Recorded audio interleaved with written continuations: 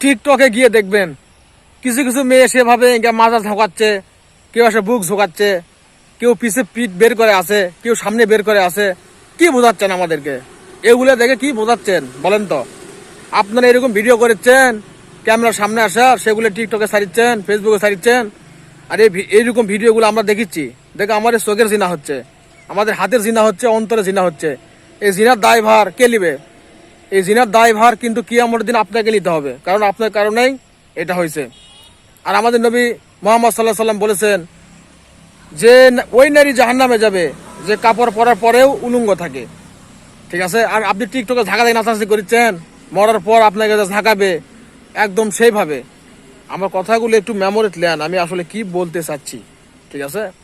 এই যে আপনারা ভিডিও ছাড়িচ্ছেন মেয়েরা, সেই ভিডিওতে হাজার হাজার হাজার হাজার লাখ লাখ ভিউ পড়ছে, কমেন্ট পড়ছে, মানুষ কিন্তু ভালো চোখে কেউ দেখে না, সবাই কিন্তু খারাপ চোখে দেখে। ঠিক আছে? আর ওই ভিডিওগুলো আমরা শেয়ার করে দেই আমাদের সোনার আইডিতে দেওয়ার পর আরো যেন পাপ হয়, বেশি হয়, সেই ব্যবস্থা করে দেই আমরা।